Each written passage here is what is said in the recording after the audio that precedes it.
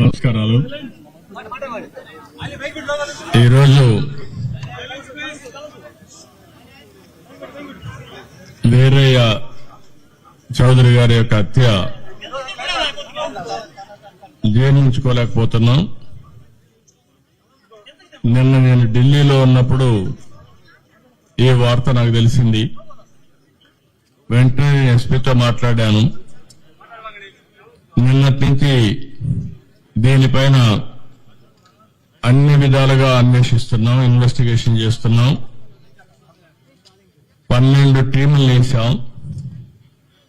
జరిగిన విధానం కూడా చూస్తే చాలా కరుడుగట్టినటువంటి నేరస్తులు కూడా చేయని విధంగా ఈ హత్య చేసే పరిస్థితికి వచ్చారు. 53 చోట్ల కత్తిపోట్లు ఉన్నాయి.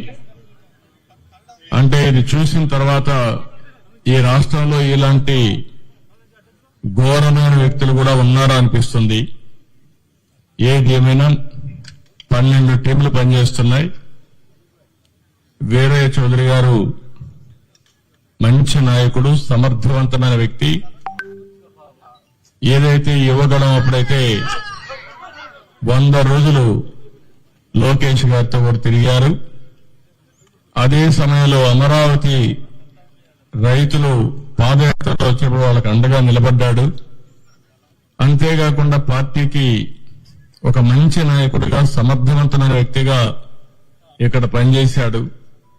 ఈ మండలంలోనే ఒక 10,000 ఓట్ల మెజార్టీ సాధించే పరిస్థితిలో ఆయన ఉన్నాడంటే ఎంత మంచి నాయకుడు మనం అర్థం చేసుకోవాలి.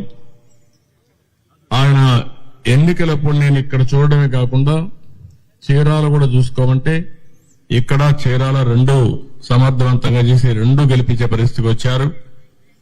అలాంటి మంచి నాయకుడిని రోజు కోల్పోవడం చాలా బాధేస్తుంది. అదే సమయంలో తెలుగుదేశం ప్రభుత్వంలో ఇలాంటి ఘోరాలు జరగడం చాలా జీర్ణించుకోలేకపోతున్నా. నేను ఒకటే హెచ్చరిస్తున్నా. ఇప్పటికే 12 టీంలు వేశాం. సీసీటీవీ కెమెరాల్లో ఉండే క్లూస్ కూడా తీసుకుంటున్నాం. కానీ చాలా మందికి ఒకటే విజ్ఞప్తి చేస్తున్నా, మీకేదైనా కానీ క్లూస్ దొరికితే ప్రజాహితం కోసం మీరు కూడా చెప్పండి. ఈ రోజు కాకపోయినా రేపైనా సరే ఎవరైతే ఇలాంటి తప్పుడు పనులు చేశారో వాళ్ళని పట్టుకోవడం 100% చేస్తాం.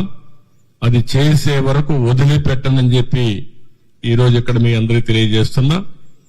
కానీ ఒకటే హెచ్చరిక చేస్తున్నా, ఇలాంటి హత్యా రాజకీయాలు చేసే వ్యక్తులకు గాని, హత్యలు చేసే వ్యక్తులకు గాని ఒకటే హెచ్చరిక, ఇలాంటి తప్పుడు పనులు చేసిన మీరు కూడా చివరకు కాలగర్భంలో గడిచిపోతారు, గుర్తుపెట్టుకోమని హెచ్చరిస్తున్నా. అంతేకాకుండా ఈ విషయంలో చాలా స్పష్టంగా వాళ్ళ కుటుంబ సభ్యులు కూడా ఒక నమ్మకం ఇచ్చాను. వాళ్ళకి ఏమాత్రం కూడా భార్యను చూస్తే ఆవిడకి విషయాలు ఏమీ తెలియవు.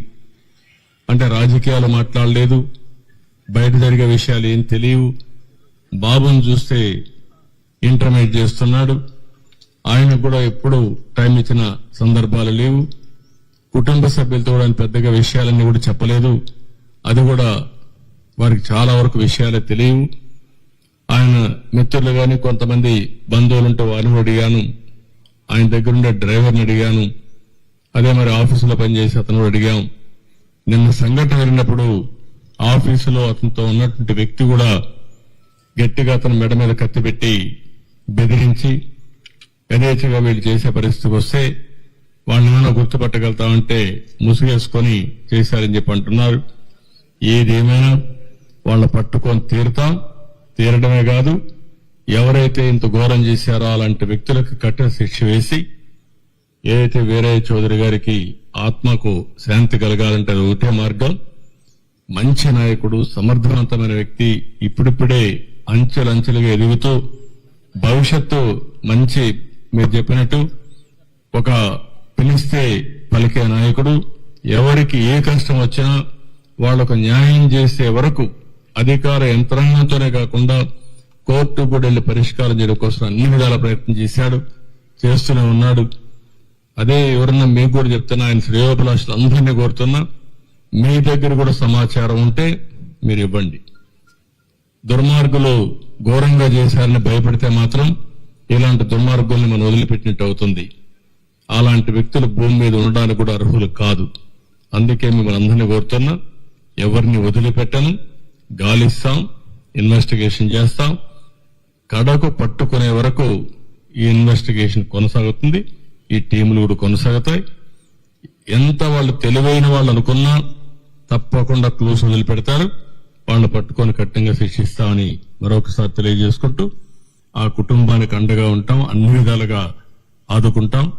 భవిష్యత్తులో కూడా వాళ్ళు ఏమేం చేయాలో మా సొంత కుటుంబ సభ్యుల్ని ఏ విధంగా చూసుకుంటాం ఆ విధంగా చూసుకుంటామని కుటుంబ సభ్యులకు హామీ ఇస్తూ, కార్యకర్తలందరికీ ఒకటే చెప్తున్నా, మీరందరూ కూడా అధైర్యపడద్దండి.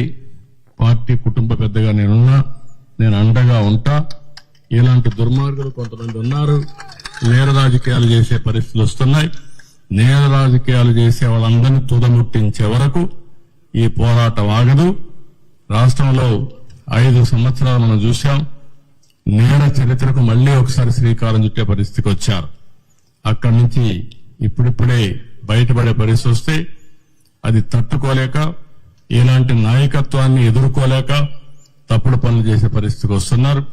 ఇది ఏదేమైనా కార్యకర్తలందరికీ విజ్ఞప్తి చేస్తున్నా, మీకు ఏమాత్రం సమాచారం తెలిసినా ఎస్పీని కలవండి.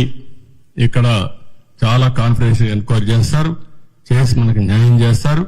ఆయనే కాదు, మన కార్యకర్తలే కాదు, మామూలు వ్యక్తులు కూడా విజ్ఞప్తి చేస్తున్నా, ఈ రాష్ట్రం నేరమయమైనటువంటి నేరస్తుల అడ్డాగా తయారు కాకూడదనుకుంటే మీరు కూడా సహకరించాలి. సహకరిస్తే ఇలాంటి వ్యక్తుల్ని ఏం చేయాలో చేసి చూపిస్తాం. విధానం ఉంటే మాట మాట్లాడుకోవచ్చు, న్యాయం కోసం పోరాడొచ్చు, అంటే బయట చెప్పొచ్చు. కానీ హత్యలు చేయడం అనేది నీచమైన పని, పరమ దుర్మార్గమైన పని. దీని మీద మళ్లీ హెచ్చరిక చేస్తున్నా, అప్పీల్ కూడా చేస్తున్నా మన వాళ్ళందరికీ. ఇవన్నీ చెప్పాల్సి కోరుకుంటూ మళ్లీ మీడియా కూడా విజ్ఞప్తి చేస్తున్నాం, మీకేదైనా క్లూస్ ఉంటే కూడా చెప్పండి. ఇది ఎట్టి పరిస్థితుల్లో ఛేదించే వరకు పోలీసు వ్యవస్థ నిద్రపోదు. వీళ్ళు పట్టుకొని శిక్షిస్తామని చెప్పి మరొకసారి హామీ ఇస్తూ అందరికీ నమస్కారాలు. అదే మరిగా ఒక బయట వచ్చి చెప్పలేని వాళ్ళు ఎవరన్నా ఉంటే ఎస్పీ గారు టోల్ ఫ్రీ నెంబర్ ఇస్తారు, కాన్ఫిడెన్షియల్ నెంబర్ ఇస్తాం.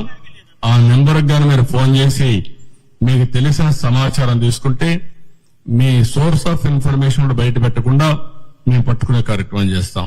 దయచేసి వారికి కూడా విజ్ఞప్తి చేస్తున్నా, ఈ రోజు అనౌన్స్ చేస్తాం. ఎస్పీకి చెప్పి ఆ టోల్ ఫ్రీ నెంబర్ కూడా పబ్లిసిటీ ఇస్తాం, అనౌన్స్ చేస్తాం.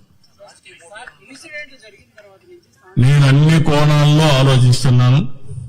రాజకీయ కోణం, ఇలాంటి వ్యాపారం, ఆయన ఎదుగుదల జీర్ణించుకోలేకుండా ఉంటే అలాంటివి అన్ని కోణాల్లో ఎగ్జామిన్ చేస్తాం. నేరస్తుల్ని అన్ని కోణాల్లో మనం చూస్తే తప్ప, ఒకవేళ వీళ్ళే చేశారా లేకుంటే హైడ్ గుండాస్ అన్నది ఇచ్చారా, అలాంటి ప్రొఫెషనల్స్ అన్నది ఇచ్చారా అనే కోణం కూడా ఎగ్జామిన్ చేస్తున్నాం. ఏ కోణం కూడా వదిలిపెట్టాం. నేను ఒకటే చెప్తున్నా, నేను ఇక్కడికి వచ్చి చూశానంటే వాళ్ళు గుర్తుపెట్టుకోవాలి, వాడు ఈ భూమిలో ఎక్కడ దాంకున్నా ఎక్కడున్నా వాడిని పట్టుకొచ్చే వరకు వదిలిపెట్టని మరొకసారి హెచ్చరిక చేస్తున్నాను. దాన్ని ఎట్టి పరిస్థితిలో వదిలిపెట్టాం. ఏం చేయాలో చేసే వరకు, ఛేదించే వరకు వదిలిపెట్టాం.